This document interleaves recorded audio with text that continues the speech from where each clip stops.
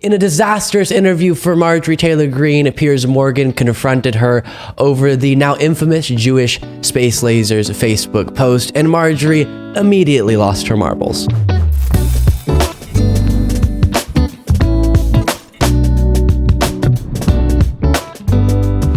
You know, we talk a lot about not allowing ourselves to normalize the outrageous behavior of people like Marjorie Taylor Greene, Trump, and others. When it comes to Trump, not just going, oh, Trump is being Trump when he calls his political enemies vermin or says migrants are poisoning the blood of America, or we can't let people forget that he attempted to and is currently being prosecuted for allegedly unlawfully attempting to overturn a free and fair election and just undemocratically install himself the president. Well, same thing applies to Marjorie Greene. We can't all of a sudden start treating these extreme MAGA Republican leaders as normal political figures. And one of the ways to do that is to constantly remind the world of their past wild beliefs and actions. And that's what Piers Morgan does in this interview.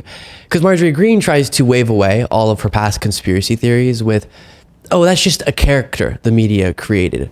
Which, if you're going to say that, you have to be ready to contend with your past social media posts being read right back to you, which is what happens in this interview. So I want to play this first clip of Piers Morgan pressing Marjorie Greene on one of her past most prominent and crazy conspiracy theories about the Jewish space laser starting wildfires in California. Then later we'll look at her being confronted on her dangerous anti-democratic stances. Take a look. Now, you did, didn't you? Because I've read that post. I went and got it, and I read it. November 17, 2018, you posted a long thing on Facebook that was just complete gobbledygook. I mean, you made out that the Rothschilds and I talk about Jewish space lasers do you admit in my that book was a because lunatic? that's something I never said. No, excuse me, Piers. I never said that phrase. That was a lie about me. If you read my original Facebook post, I never said, and that's why I had to write this book, because people like you and whoever that guy was, who sounds like one of the trolls in my social media, attacking me and calling me names when he's never met me. I'm not anti-Semitic at all. I support Israel, and I am outraged at Hamas attacking innocent Israeli citizens, women, Marjorie, children, slaughtering babies. I'm not calling you anything. I'm just saying that you did post this crazy post, basically alleging that... the media lied about it, and that's why I wrote my book, Piers, because I'm setting the record straight. And I hope people order my book at mtgbook.com. It's a great read. People need to know exactly who I am, and what I really believe in. It's a very good plug for the book. But you did suggest in this post, which I've read very carefully, you did suggest that the California wildfires at the time had been started by PG&E in conjunction with the Rothschilds using a space laser in order to clear room for a high-speed rail project. They're your words, not mine. Well, people have twisted my words nonstop, and I guess that's what you're going to continue to do. But we're working hard in America to straighten out our problems. You are. You're doing a great job of it, Piers, and that's what you and your colleagues do all the time. Marjorie, I don't handle it. I don't deal with it, and I cast it to the Marjorie, side. I have there's a lot of issues happening that we could talk about. I'm going to come to those. We could talk about... But before we move on, though, you have to just accept what you wrote yourself, don't you? You deleted it. So obviously you were embarrassed by it. Well, that would be like me asking you to accept the fact that you defended prisoners at Guantanamo Bay, but never say anything about January 6 defendants who are having their rights abused and are rotting away in solitary confinement here in our country, and especially in the D.C. jail. If we're going to talk about each other's words, let's hold each other to account and to issues that really matter, not social media posts from the past. I don't know what you're referring to on... You can see the panic in her face whenever he brings up that post, obviously very embarrassed by it, rightfully so. But that causes her to just collapse into a bunch of wild responses and the bizarre whataboutism. In the interview, if you can believe it, gets worse. We'll get to that in just a bit. I'll also play later in this segment a moment from an interview with her a while back where she admits to believing all these crazy things. So lots to go through. But first, I really do have to credit Piers for bringing that up and having the post ready, because a lot of people would go, kind of in response to this sort of question, oh, come on, why don't you talk about current issues, topical things? But she never really maturely explained or apologized for her past views. It's not just the Jewish space lasers. There are also videos of her talking about her belief in Q, of QAnon. Not to mention when she was already a congresswoman pushing the idea that a mass shooting may have been a false flag operation by Democrats to scare people into supporting gun control. Insane stuff. You don't get to espouse garbage like that. Then when you realize you seem too crazy for most Americans, have everyone just forget about it and have the media treat you like a normal congresswoman. No, it should be brought up every time you go anywhere until you explain yourself and fully revoke those statements. And so strange how she immediately turned around and tried to make it about Piers Morgan. You should care about the January 6th political prisoners. Come on, Marjorie. And the same thing applies to January 6th. All of the people who attempted to support Trump's effort to subvert the will of the people and keep him in power. Every interview should be about them trying to unravel our democracy until they either stop showing up to interviews or admit to the danger of their actions. Here's that part of the interview. Let's talk about January 6th, by all means. I mean, I know what I witnessed with my own eyes, and it was a huge violent mob. Were you here? It was, sorry? Were you here? No, I watched it on television. You weren't here. Oh, I was here. Piers, let me tell you, I was here. I was actually in the House chamber because I objected to Joe Biden's Electoral College votes. Yeah. I'm very proud of that. I would object again today if I could. You did suggest that people... I was there. But you did suggest that people use violence to thwart democracy, didn't you?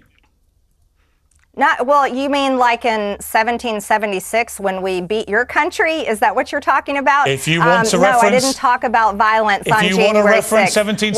What I did talk about is objecting, using my constitutional duty that I have as a member of Congress to object to fraudulent electoral college votes. Let me play you what you said. Absolutely, I did that. Let me play you what you said. Let's play what you said. Your own words.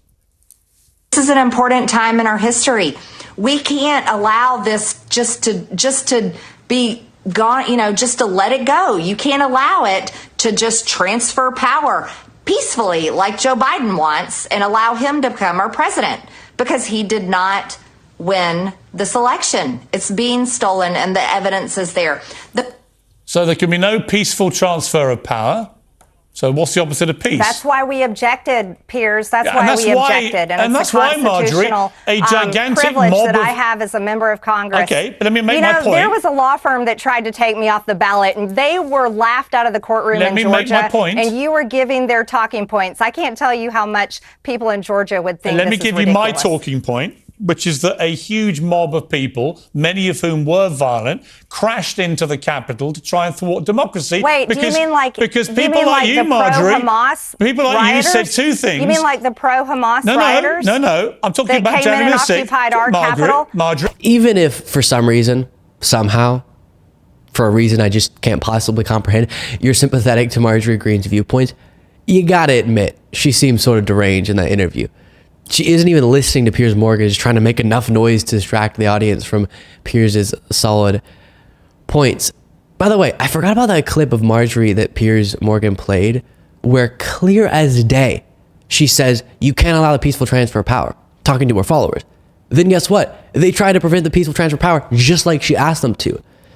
So if she's upset, as she always talks about, that Trump supporters are in prison because of their actions on January 6th, maybe she should look in the mirror.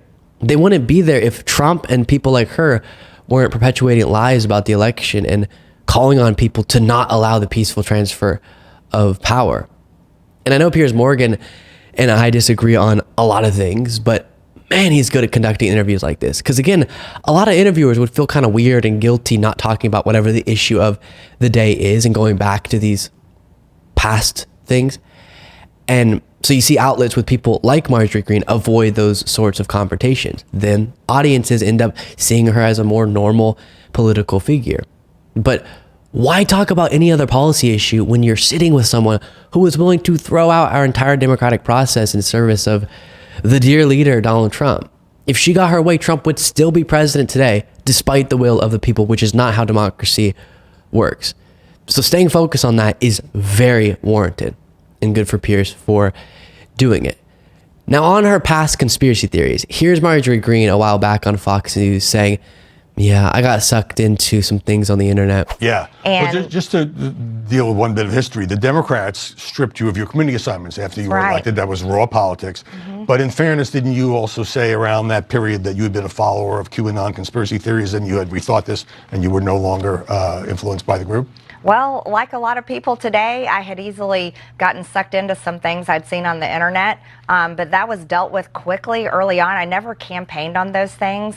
That was not something I believed in. That's not what I ran for Congress on. So those are so far in the past. All right. You tweeted, I guess in... My goodness, what happened to American politics?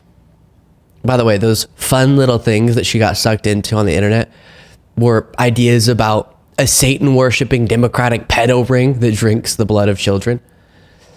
So she tries to downplay it with that wording. Oh yeah, got sucked into some stuff on the internet, but who cares? And I remember saying this or something like it when I originally covered that clip way back when. But even if someone denounces a past belief like that they had, it actually is relevant to bring it up when it was just a few years ago, especially because as voters, we should be concerned when someone's critical thinking and their critical thinking abilities allowed them, or lack thereof, allowed them to think there was evidence to substantiate those conspiracy theories. Meaning, sure, she won't say she believes those things about QAnon anymore, but from then to now, when she did to now when she says she doesn't, there's no way she could have improved her critical thinking skills enough to make it no longer a reflection of her major flaws, to say the least. She still is able to believe crazy things because of the same detached from reality thinking process that led her to believe those past things. And that's something that should be consistently called out. Before you go, don't forget to become a member at lukebeasleyshow.com/membership. If you're someone who maybe you're not, maybe you're like, oh, so happy the video's over. Ugh. But if you're not and you're like, oh, the video's over, I already watched all the recent ones, dang it. There's more. The bonus show, Monday through Friday, exclusively for our members at lukebeasleyshow.com/membership. Plus follow me on Threads at Luke Beasley Official, Instagram at Luke Beasley Official, X at Luke P. Beasley, and sign up for the Beasley Brief, a daily more newsletter that summarizes the brief state event by going to lukebeasleyshow.com/brief. I'll talk to you all next time.